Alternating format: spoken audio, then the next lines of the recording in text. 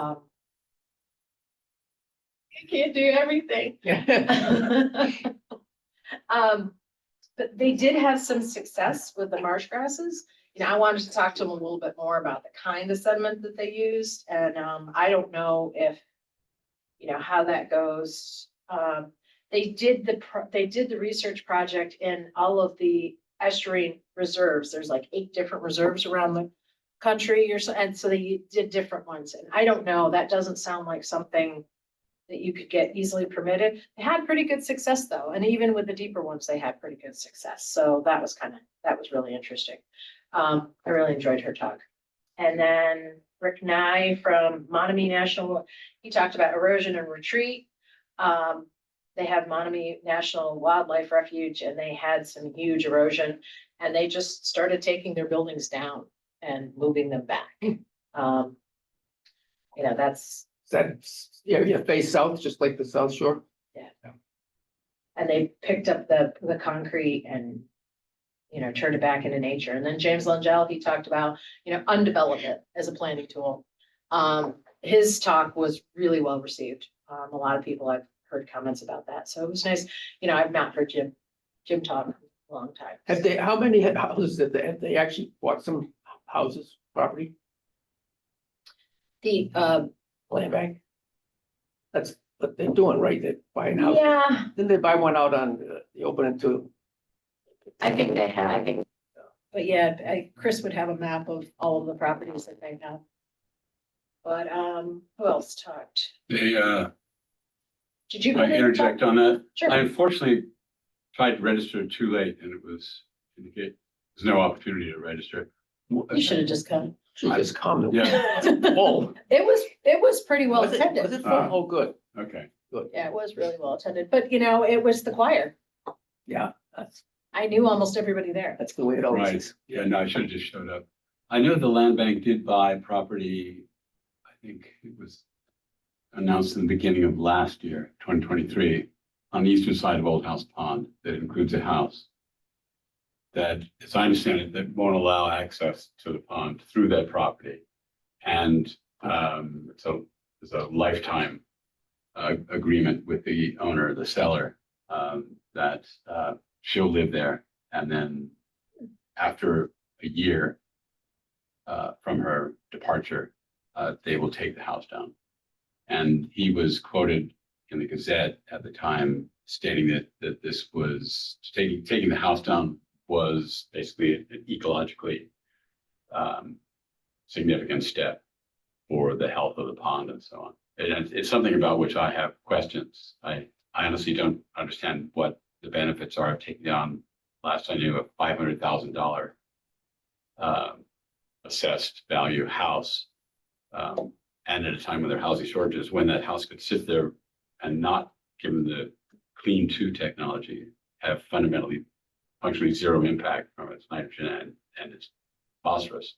Then you said they will not allow access to the pond through that property? Not through that particular property, because they have access on the western side from the Mattaquai and the Mattaquai. So is that something that he addressed in his talk? For doing this sort of thing? Just mostly respect to retreat, when we're using coastal. Oh, from the coastline? Yeah. Right. Okay. What, do you know, Sherry, was that meeting videoed? Do you know? It seemed like. I'm not sure.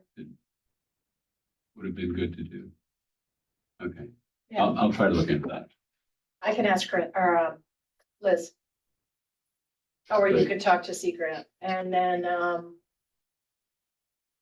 regulatory tools.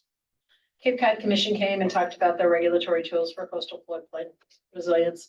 I was actually, talking to my colleague Dan today, and just our communities are too small for the MS4 regulations.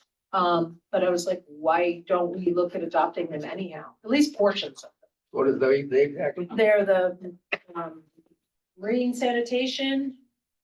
They're for stormwater runoff, and for some of them are pretty strict. So, but our communities are too small to apply. But we could, if we instituted those regulations, we would have a lot less runoff. Hmm. So. And then the last session was diving into insurance. I don't know about anybody else, my insurance just went way up. And it's gonna go way up. Oh, they're all gonna go way up. How are we After gonna pay Lee for all and these Hilton, they're all loss- gonna fly. losses? So, Yep. Okay, for Martha's Vineyard Shellfish Group, for their, I told Emma I would talk that, on October 24th at 4:30 at the Edgartown Public Library, their, talk Septics for Skeptics. Brian Horsley will be coming over. It's funny because there's Scott Horsley and Brian Horsley, if they're father and son. Is definitely, old school, put the pipes in the ground. And Brian is newer construction, and yet urine diverting. So it'll be interesting. So he's gonna talk about IA systems and urine diversion and other things. It says, water quality and consumer choices, so. And that is sponsored by all of the Down Island towns. And That's where will that be? at the Edgartown Library Okay. at 4:30 on the. 4:30? So that one should be fun. And then the Shellfish Group will also be with their touch tank at the Ag Hall for Harvest Festival this Sunday at the 20th from 10 until 2. And they will again be at the Ag Hall for Spark MV, which is like the builder's trade. And they're gonna talk about aquaculture and things like that. There's gonna be like a try on waders thing for kids, and then we're Oh, gonna show good people idea. how to use a clam gauge too, with some co-op examples. Huh. Yeah, Great. and So- another touch tank. And another touch tank. Gotta look at the little things. I don't know. You guys can give an update. I can kind of go over. I had a really busy summer season. I had, again, wonderful interns. We monitored 12 ponds this summer, 4 times each. We cut back a little bit, just so that we could save some money. We're still working on the PRB. On Tuesday, Jessica's gonna come over again, actually taking samples, up gradient of the, and we're going to test the actual product for how long it lasts. So, Jessica would definitely know more about that, but we're working with the company that gave us the product, the emulsion. And we will be testing that, so I'll tell you more about that, but yeah, they're taking some soil samples, some water samples. I don't know, the 208 is almost done. You'll be happy, Maggie. We're almost got the 208 done. By the end of the month, we plan to have it pretty much in its finished form. So, Awesome. oh, and the other thing is this Saturday is the electronics disposal and the hazardous waste disposal. Right, oh my gosh. Tomorrow? So, it's Saturday. free. The hazardous waste is free, and they'll even take batteries. So if you guys have any oil or muck sitting around, it's all free and they'll take it. And that's the place in Eggertown, right? At their refuse, which I don't, I haven't seen it advertised anywhere. I haven't either. I was there like a month ago and we were talking to him about, hey, do you take batteries? And he's like, well, on the hazardous disposal day, we will. And I was like, oh, I usually empty on that day, I took the day off, so you could go. That's Saturday too. but Junk. nothing's going on Saturday. Yeah, there's a lot of stuff going. So I think that's all my notes. Yeah, all my tests are at the lab, they're being processed. I should, within the next month or two, get those results back. And I can report on that a little bit more. Can you give us a little, what you're doing with your eelgrass and your? Yeah, so I can talk about eelgrass. I'm the restoration coordinator at the NV Shellfish Group. So I do all the habitat restoration stuff for shellfish that we do annually. We have a couple exciting things that happened this year. So we have a bottom that was established in Lagoon Pond last fall. And then this last spring, there were some shoots that flowered. which was really exciting. That means we picked a promising spot. And post-planting, they were happy enough to go into their next stage of life. When was that? I'm sorry. That was this spring. And then, unfortunately, this fall with the heat wave that came in like late August, all of the eelgrass kind of got a little bit too stressed and it all withered away. So we're still learning about, maybe switching to another spot would be a good idea. We're still learning about how to properly plant the species in the lagoon and like everything that it needs to thrive in that area. And maybe the site we picked isn't conducive enough. We picked a spot with historical range. There was eelgrass in that area that we picked, but the environment's just not the same as it used to be anymore. So that was some interesting data that we were able to collect. And then another fun thing that we did was we partnered with the Massachusetts Division of Marine Fisheries and helped them conduct an eelgrass flowering survey. So depending on what latitude you're at, there's different eelgrass flowering windows that will occur depending on your different temperature ranges that you're dealing with. And we're even seeing a lot of variability from like outside of our ponds versus inside of the ponds. So we tested 2 different sites this year around Martha's Vineyard. One was Hillman's Point in Tajmu. So that was our in site. And then we also tested in which would be considered the open ocean. The outside, Heart Haven, like right across from Farm Pond on the outside. And every 2 weeks we would go there and conduct a flowering survey. And DMF gave us a flowering table that we could like characterize them as. We gave all that data back to DMF, and the results of that will be a flowering window map from different areas in the whole New England region that Martha's Vineyard got to be a part of because we participated. We're planning on continuing doing that next year and years forward as far as I'm concerned. And then we would also like to do it next year starting in Majors Cove in Sensikentucket and monitor that eelgrass bed that's there as well. Yeah, that's an interesting spot. Yeah. So that was really exciting, getting to be able to be a part of that.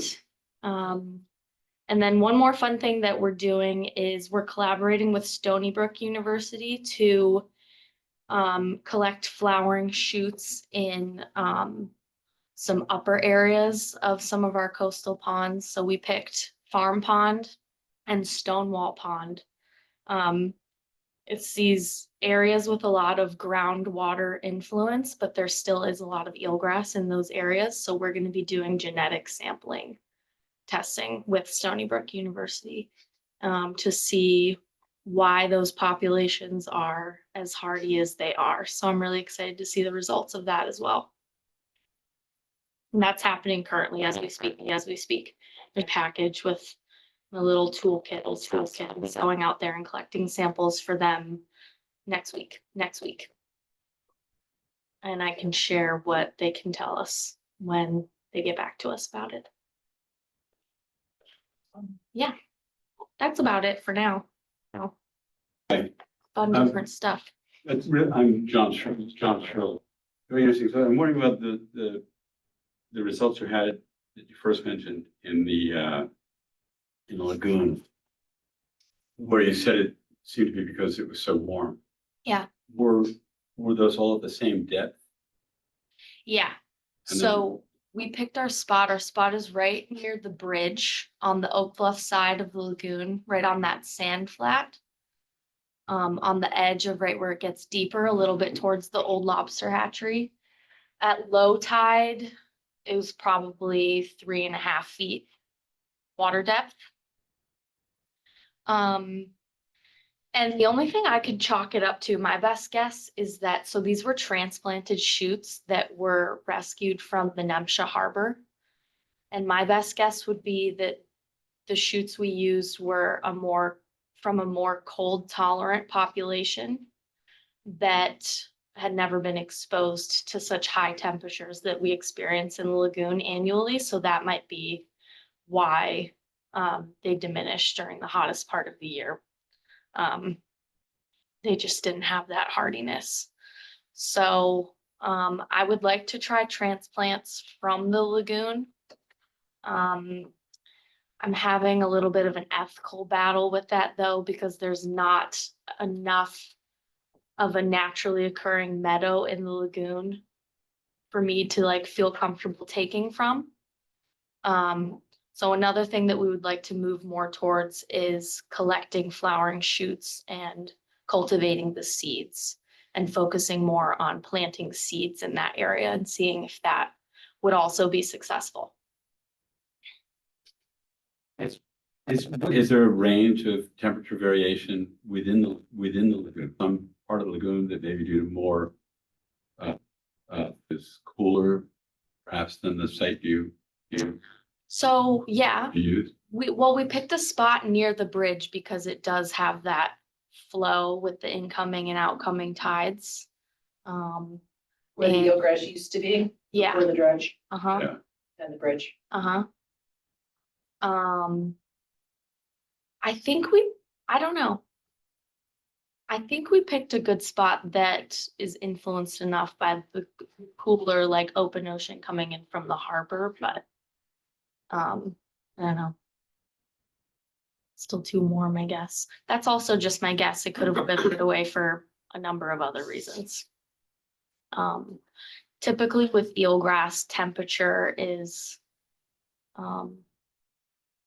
the biggest factor that you're looking at with success or failure with restoration. That's the only So with warming temperatures in the ocean, Right, it's gonna be. It's just getting warmer. bad. Yep. Yeah. Yeah. Good luck. Yep, thanks. Not giving up. Yeah, it was interesting yesterday. I would happen to be going down someplace and I noticed the super low tide, so I drove down to Sanjikitaki, and I never saw the tide so low. I've been here 50 years. Maybe I just never got it at the right time, but it has to do with the moon, I think. But it was, everybody thinks it's even though the water's getting deeper, so you wouldn't think the tides would be lower. And I think, a lot of shellfish get exposed and probably the eelgrass gets exposed. Another interesting thing that I noticed, because I was walking way down, I was actually looking for oysters. The water coming out of the ground. With groundwater from the beach. It was fascinating, just running across and out and out. So the water is in that, the groundwater is high, I guess, on that beach road, which is very interesting. Huh. Taste it. See how salty it is? I didn't, I should have tasted it, yep. Go back. I'll try it today, no. That's one of the major ways for scientific method, to taste it. Yeah. Well, without other, paraphernalia. Tried and true. Yeah. Yeah. I was out with, Obie Shellfish with Marco, and they're really having a problem with jet skis.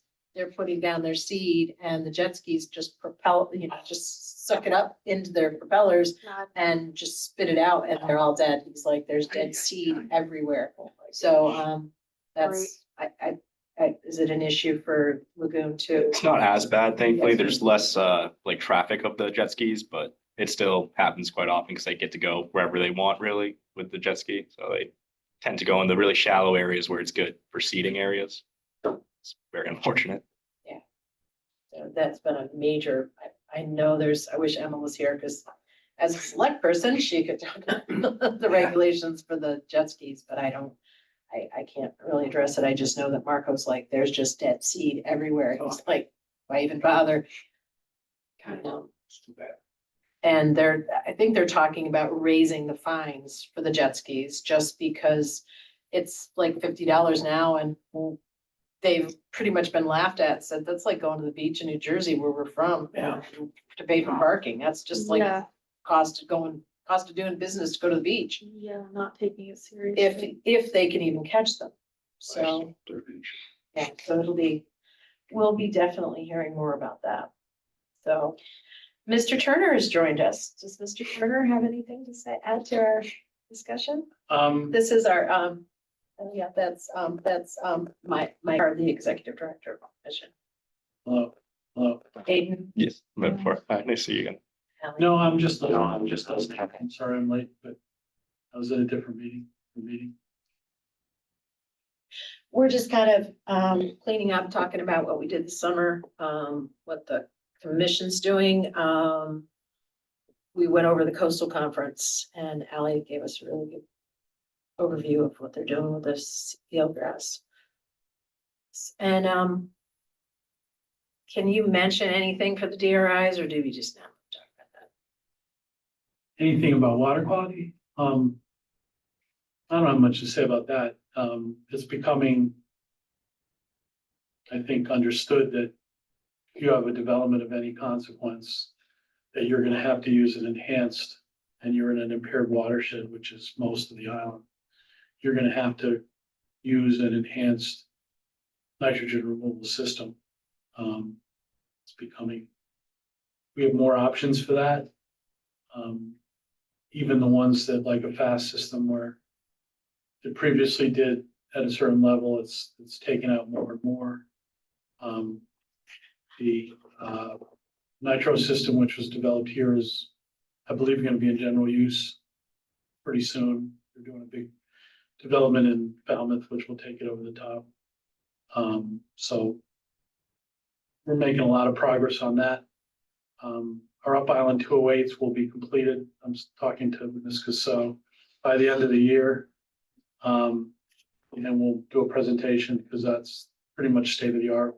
It's taken us 2 years. And the death of Brian Howe to finish those. But those will take you from A to Z in terms of the pond health, all the determinants of what's going on, and recommend what modifications they have to make to reduce the amount of erosions. We're also doing a lot of PFAS work, beginning to develop a testing database for PFAS.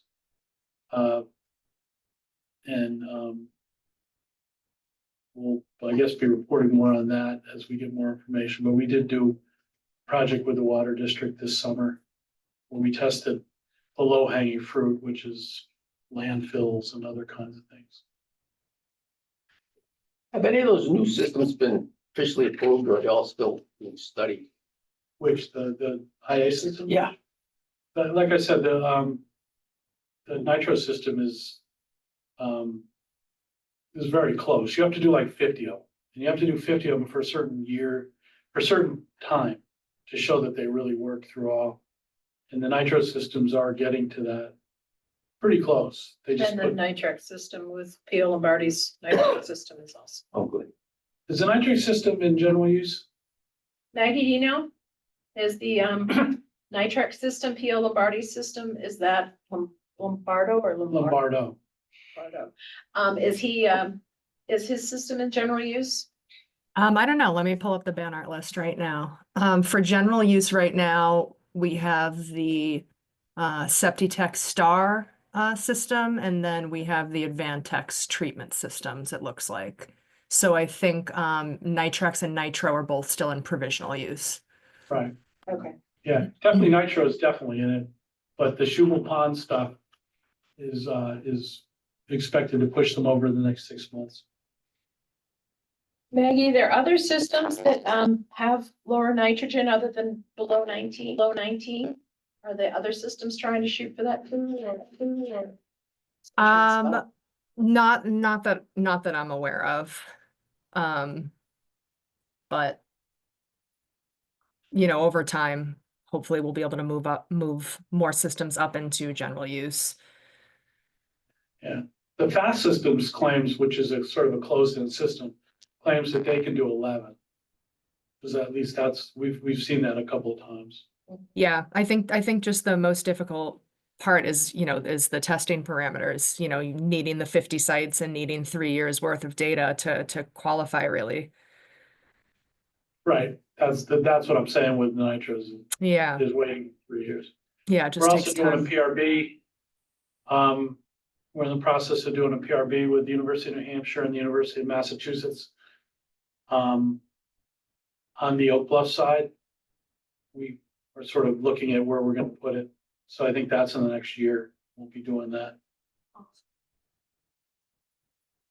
Is there any, I know this is controversial, has there been any feedback or information from the state as to their, only allowing Title V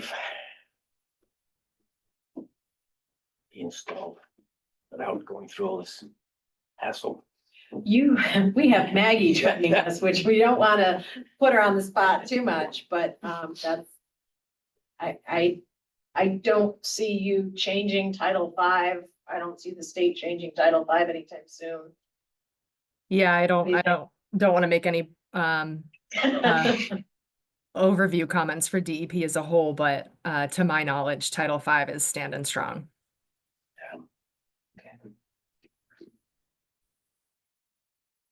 Okay.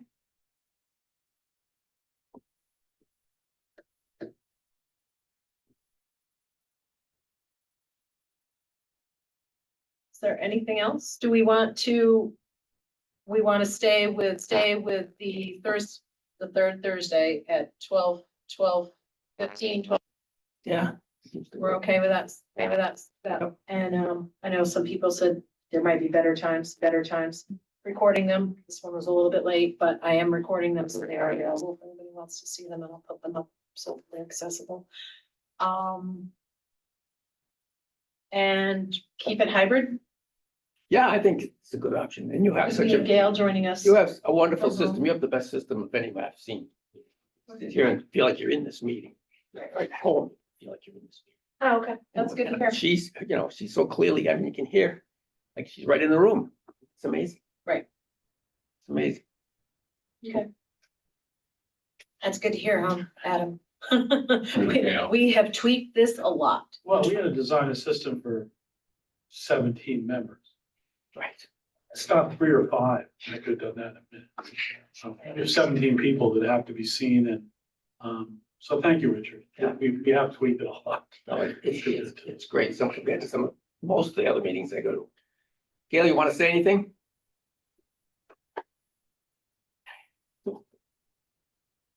Got on mute. Oh, you're on mute. Yeah, we can't hear you. There we go. Hello. There you go.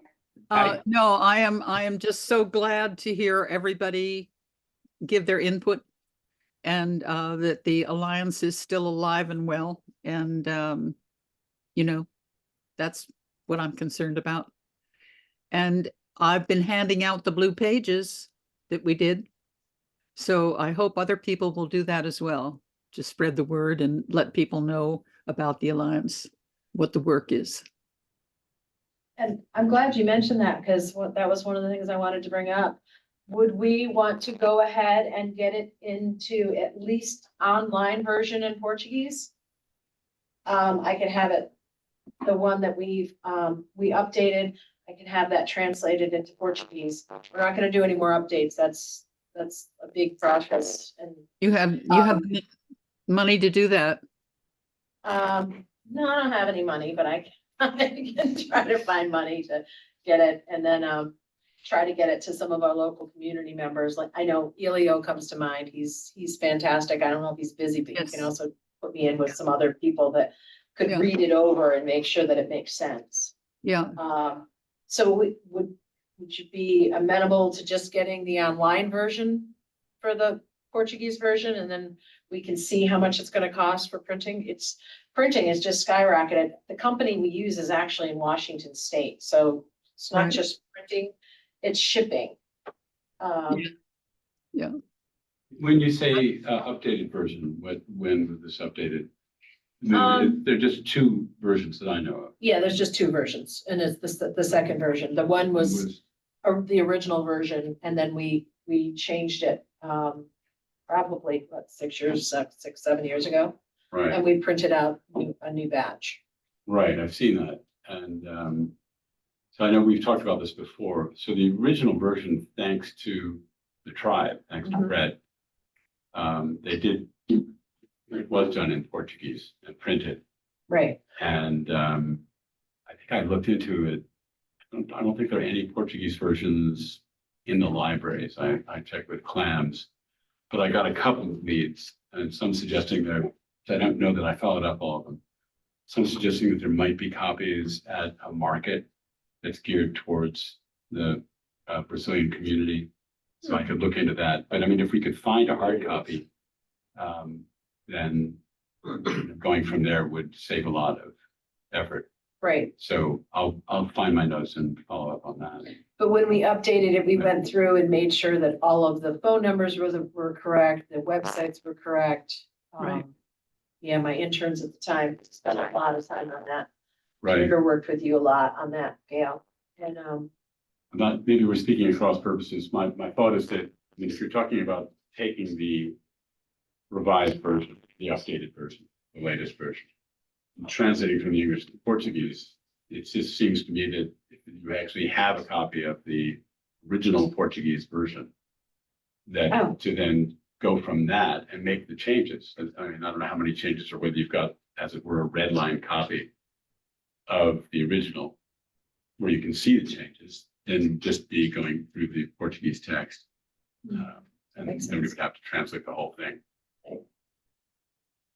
I think it would be good to reach out to the landscaping companies, which a lot of Brazilians work for landscaping companies. It's the #1 business on Martha's Vineyard now, I think. And you've got to be aware of what they're doing. Read an interesting thing about leaf blowers. Apparently the town of Edgartown is gonna have thing on their warrant to try and ban gas-powered leaf blowers. It's gonna take 3 years, but that's what they wanna do. But fertilizer, for instance, I mean, isn't that like the #1, #2 source of nitrogen in the ponds is people fertilizing their lawns like crazy? And they probably, the owners of the houses probably don't even know it's being done, you know? right. I think 20 or so years ago, I had incredible luck. There was a Brazilian landscaper, a young guy, whom I met at an event at Poly Hill. And I think because I'd said something about the blue pages at the event, which no doubt had something to do with gardening or something. He approached me, he was extremely interested, and he came to a couple of water lines, maybe 20 years ago. And it looked like he was the bridge to that whole community. Wow. But then, of course, he left the island on better opportunities elsewhere. So, yeah, I mean, I think it'd be great to network and see if we could find some person or people like that In the amount of to facilitate. waste watering the lawn, and it all runs off into whatever. But he shared with me and then with the Alliance, it's simple observation that, for example, in his own experience, he found that when he was out at times with some crews and they were putting fertilizer down and they knew what the limits were, that they would finish, you know, if this is the area that they had to put the fertilizer on, then rather than dealing with because it wasn't explained adequately, you know, why this was an issue, the remainder of the fertilizer in the bags was just dumped outside that area. Yeah. So the net result was obviously not a happy one. So I think, yeah, there's a lot of opportunities there, and I think we'll only learn this sort of thing by engaging with everybody. And that result's not a happy one in a lot of different levels. Yeah. Yeah, for sure. But in addition to landscaping, there's the whole house cleaning and all the things that go down the drain. That's a good point too. And that's considerable all over the island. Yep. So the more we can promote that translation one and then handing out the ones that we already have, because I haven't seen them anywhere besides the ones I've put out. So is there any way we can get some help putting them around the island in various places?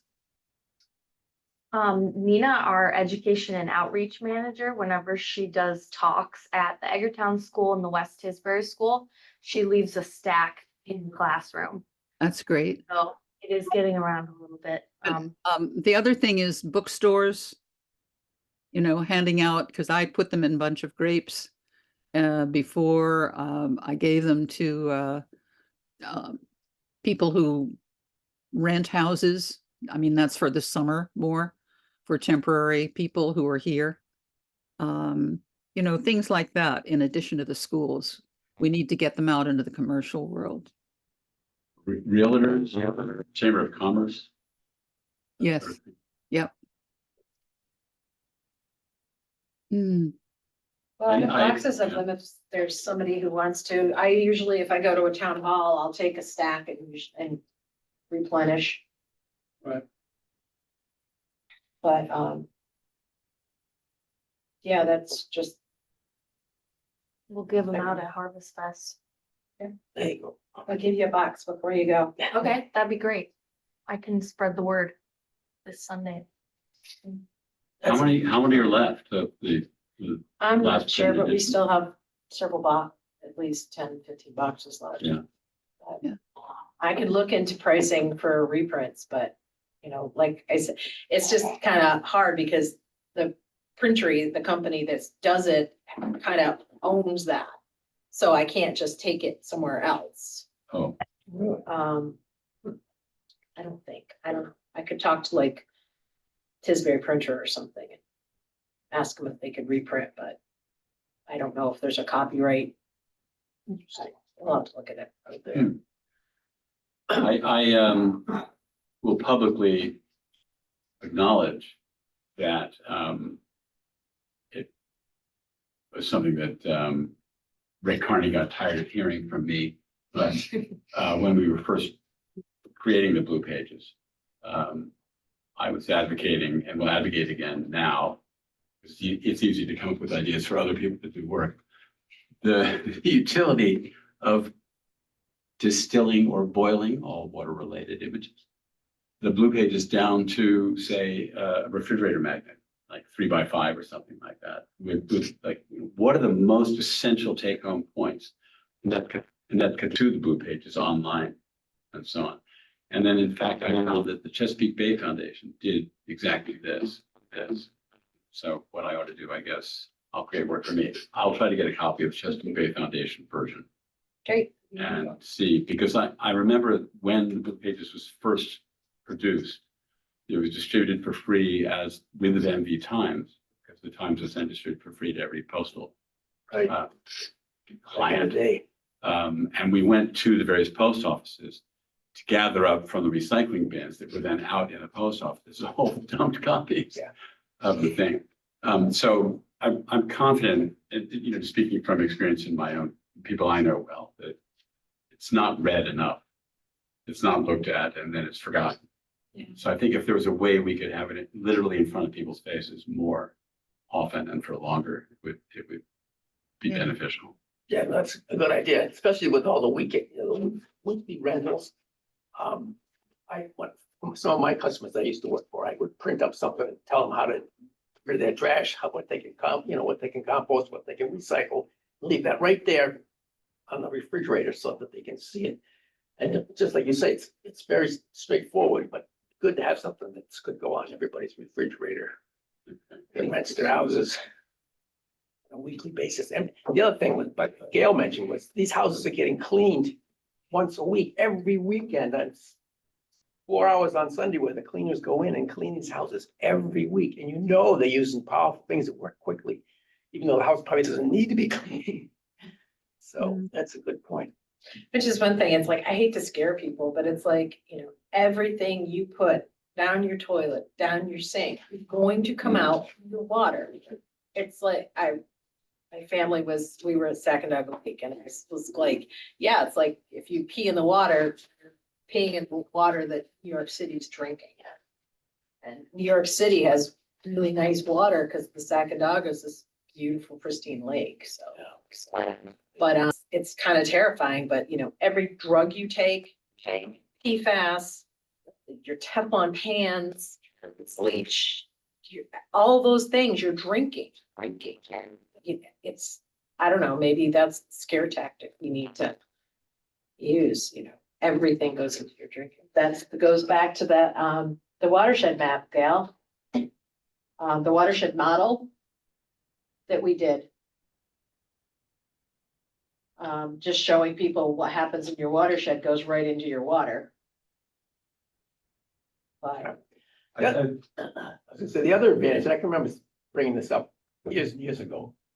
So many people from all over the world come to Martha's Vineyard.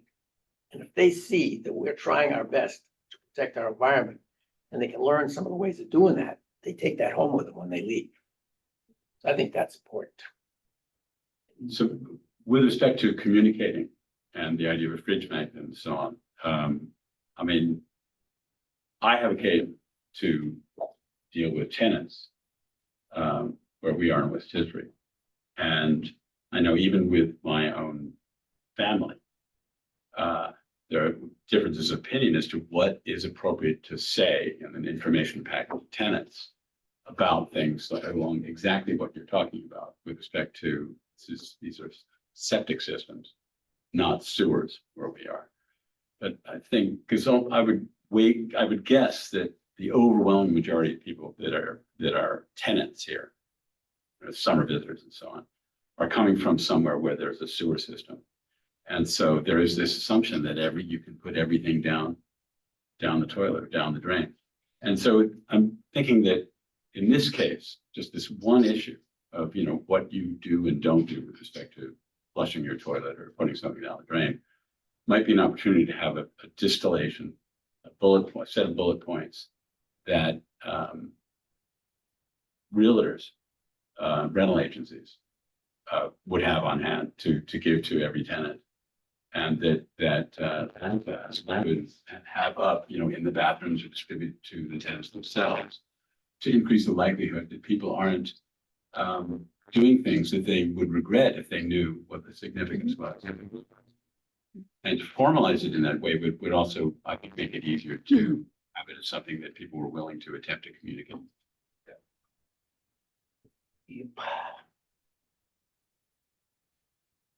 Okay, anything else everybody wants to chime in on? let me just check the calendar and make sure. I think we're clear of Thanksgiving.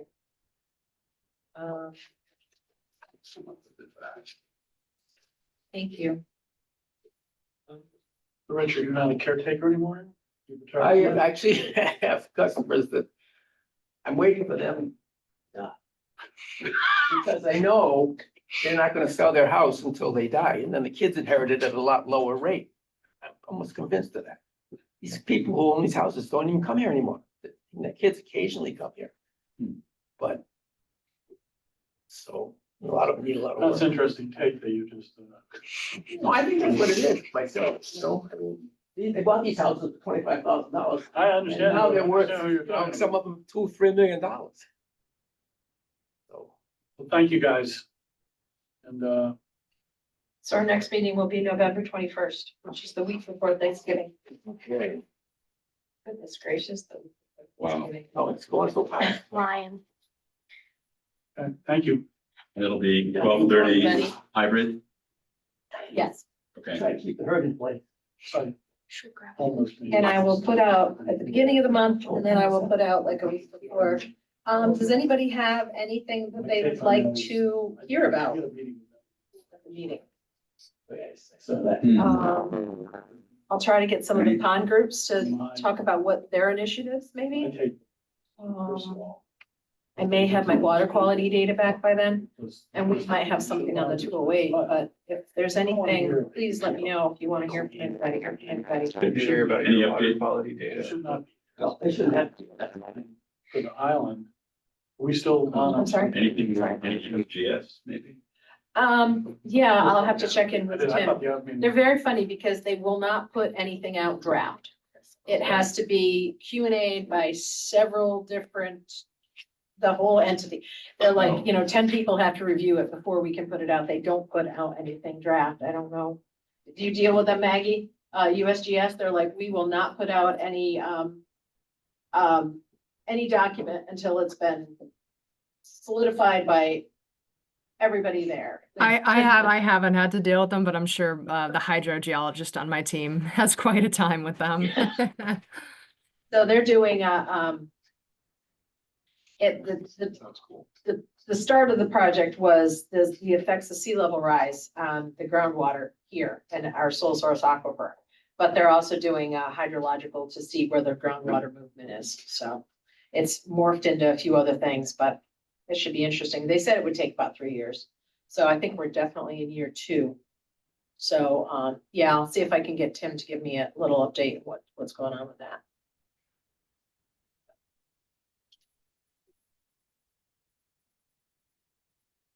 So are we done? I think we're done. Okay. Chairman, are we done? Do you Yeah, want to we're call done. the meeting to? Thank you all for coming. Thank Thank you, Sherry. Thank for you. setting it Thanks, up. thanks for having me. Bye, guys. Thanks for coming. Thanks, Maggie. Thanks, Maggie. Nice to see you. Nice to see you too. We'll be here next time. So, we can start- Sure, Well, it's different in different. so